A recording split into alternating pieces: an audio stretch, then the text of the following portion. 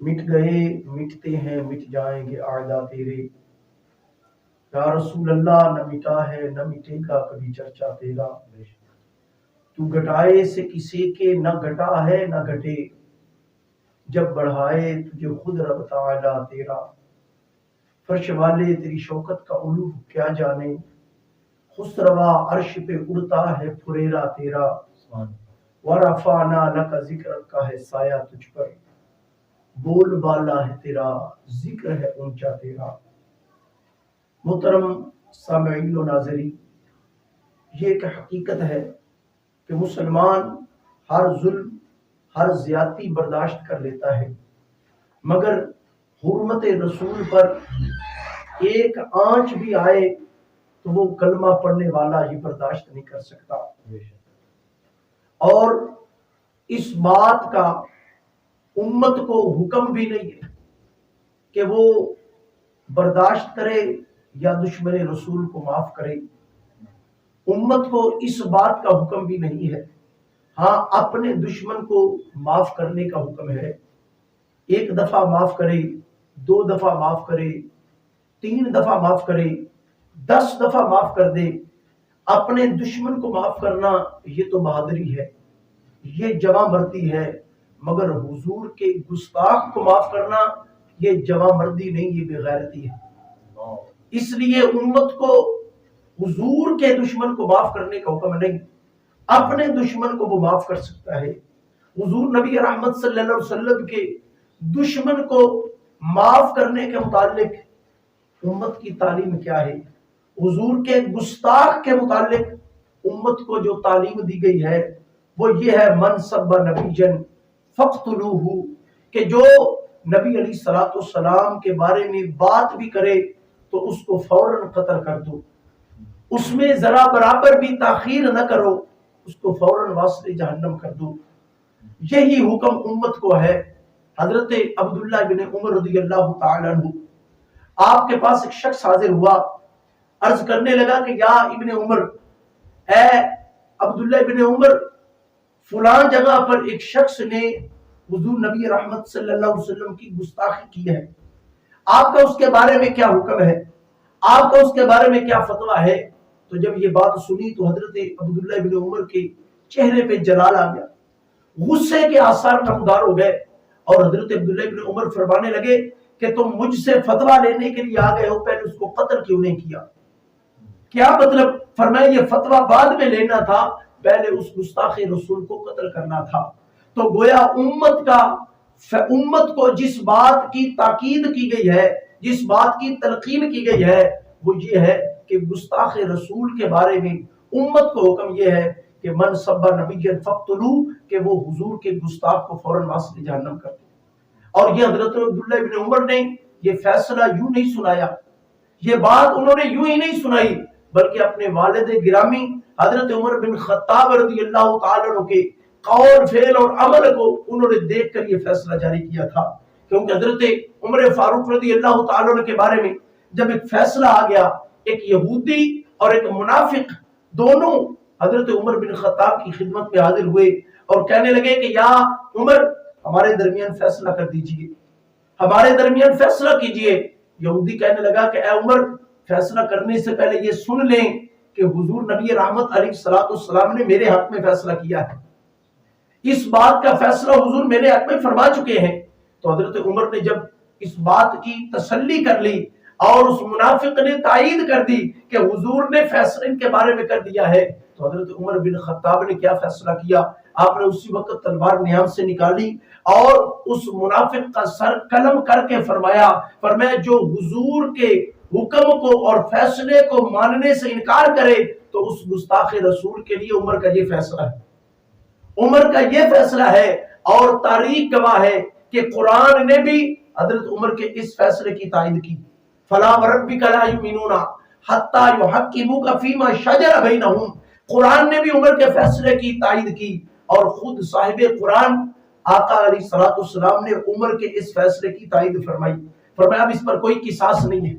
اب اس پر کوئی قصاص نہیں ہے، لہذا امت کو کیا تعلیم ہے کہ گستاخ رسول کے بارے میں امت کو حکم یہ ہے، امت کو تاکید یہ ہے کہ اس کو وصل جہنم کیا جائے۔ اور 500 علماء کا متفقہ فیصلہ، 500 علماء کی متفقہ کتاب مفتیان عظام کی فتاوی عالمگیری، اس کے اندر یہ علماء کا 500 علماء کا یہ فیصلہ لکھا ہوا ہے۔ فرمایا کہ اگر کسی نے یہ کہا کہ حضور نبی رحمت صلی اللہ علیہ وسلم کا لباس مبارک میلا یا کچیلا ہے، اگر کسی نے یہ بات بھی کہہ دی کہ حضور کے لباس کے بارے میں کہ وہ میلا ہے کچیلا ہے، فرمایا اس بندے کو بھی واسطے جہنم کر دو، اس کو بھی قتل کر دو کہ یہ بھی حضور نبی رحمت صلی اللہ علیہ وسلم کی گستاخی۔ تو جب ذات نبی کے حضور کے لباس کی توہین جو ہے، اب اس پر جب قتل کرنے کا حکم ہے، تو جو آقا کی ذات کے متعلق اگر کوئی بات کر دے، اگر حضور کی ذات کے متعلق اگر کوئی گستاخی کر دے، تو اس کو تو بدرجہ اولا جو ہے وہ حکم ہے قتل کرنے کا۔ اس لیے پہلی بات یہ ہے کہ امت کا فیصلہ اس بارے میں یہ ہے کہ جو گستاخ رسول ہے اس کو قتل کرنے کا حکم ہے۔ اور اگر حکومت اس معاملے میں جو ہے وہ تاخیر کرے،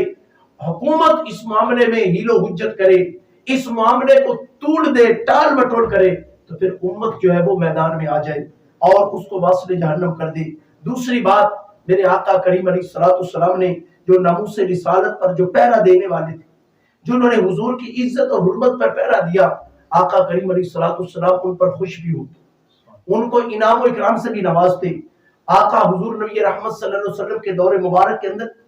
ایک صحابی حضرت ابن امیس رضی اللہ تعالیٰ عنہ، وہ حضور کی بارگاہ میں آئے، چہرے پر افسردگی کے آثار نظر آئے۔ عرض کیا یا سیدی یا رسول اللہ، معاملہ کیا ہے؟ محبوب کریم علیہ الصلوۃ والسلام نے فرمایا کہ مکے کے اندر ایک خالد الحزنی نام کا بدبخت لعین ہے جو میری توہین کرتا ہے۔ تو عرض کیا یا رسول اللہ حکم فرمائیے، بندہ حاضر ہے۔ محبوب نے فرمایا پھر اس کا سر قلم کر کے لاؤ، اس کا سر کاٹ کے لاؤ۔ حضرت ابن امیس کھڑے ہو گئے، حضرت ابن امیس کھڑے ہو گئے، تنے تنہا کھڑے ہو گئے اور چلے گئے۔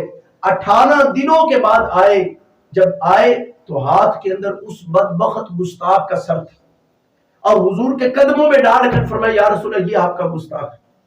یہ وہ بدبخت ہے جو حضور آپ کی گستاخی کیا کرتا تھا، آپ کی توہین کیا کرتا تھا۔ تو دیکھیے محبوب کائنات علیہ الصلوۃ والسلام اس صحابی پر حضور کتنے خوش ہوئے۔ محبوب کائنات کے چہرے پہ خوشی کے آثار تھے، اور حضور نے اپنا عصا مبارک اس صحابی کو دے کر فرمایا کہ اے ابن امیس، یہ عصا کل حشر والے دن تیرے اور میرے درمیان نشانی ہوگی۔ یہ عصا حضور نے فرمایا عطا کیا اور فرمایا یہ نشانی ہے کل قیامت والے دن تیرے اور میرے درمیان۔ گویا حضرات، محبوب کائنات جس نے بھی حضور کے ناموس پر پہرا دیا، حضور کی حرمت پر پہرا دیا، تو آقا علیہ الصلوۃ والسلام اس پہ خوش ہوتے، اس کو انعامات سے بھی نوازتے۔ اور تاریخ گواہ ہے، صحابہ کرام سے لے کر ممتاز حسین قادری تک، اور غازی علم دین شہید اور غازی عامر چیمہ، جتنے بھی جنہوں نے حضور کی عزت اور ناموس پر پہرا دیا، آقا علیہ الصلوۃ والسلام ان سے خوش ہوئے اور ان کو دنیا میں بھی عزت عطا فرمائی، کل قیامت والے دن بھی ان کو عزت عطا کی جائے گی۔ اور یہاں پہ صرف اتنی بات عرض کرنا چاہتا ہوں کہ ہماری عوام الناس کی اس حوالے سے کیا ذمہ داریاں ہیں، حرمت رسول کے بارے میں، تحفظ ناموس رسالت کے بارے میں عوام الناس کی ذمہ داریاں کیا ہے۔ پہلی ذمہ داری تو یہ ہے کہ جس وقت حضور نبی رحمت صلی اللہ علیہ وسلم کی کوئی بھی ملک گستاخی کر دے، توہین کر دے، تو امت آقا کے عشق و محبت میں اس کی مصنوعات کا بائیکاٹ کر دے، ان کی مصنوعات کو ترک کر دے حضور کی محبت کے اندر۔ اور جس وقت فرانس کی مصنوعات کا بائیکاٹ کیا گیا تو پتہ ہے ان کو کتنا نقصان ہوا۔ صرف ایک کمپنی کو $344 ملین کا نقصان ہوا، ایک کمپنی کو، جس وقت مسلمانوں نے مصنوعات کا بائیکاٹ کیا، اور 731 ان کی شاخیں جو ہے وہ بالکل بند ہو۔ تو امت جو ہے، ایک امت کی ذمہ داری یہ ہے کہ جب کوئی آقا کی توہین کرے، اگر ہم غازی ممتاز قادری نہیں بن سکتے، اگر ہم غازی علم دین شہید نہیں بن سکتے، تو پھر کیا کرے؟ ان کی مصنوعات کا بائیکاٹ کرے۔ نمبر 2، حضور کے تحفظ کے لیے، ناموس رسالت کے تحفظ کے لیے جب بات آئے میدان عمل میں آنے کی، تو پھر میدان عمل میں آئیے،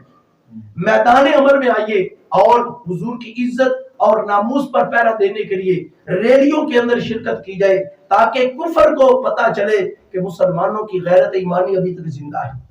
ابھی تک مسلمان حضور علیہ الصلوۃ والسلام کے عشق و محبت کے اندر ابھی تک اسی طرح جو ہے وہ تڑپتے ہیں جس طرح 1400 سال پہلے تڑپتے تھے۔ تو اس لیے آخر میں صرف اتنا ہی بات عرض کروں گا کہ نہ گھبراؤ مسلمانوں، خدا کی شان باقی ہے، ابھی اسلام زندہ ہے، ابھی قرآن باقی ہے۔ یہ کافر کیا سمجھتا ہے، یہ کافر کیا سمجھتا ہے نبی پر طعن کرتا ہے، یہ انڈیا کیا سمجھتا ہے نبی پر طعن کرتا ہے، یہ فرانس کیا سمجھتا ہے نبی پر طعن کرتا ہے، ابھی تو کربلا کا آخری میدان باقی ہے۔ اس لیے مسلمانوں کو جو ہے اس حوالے سے اپنا کردار ادا کرنا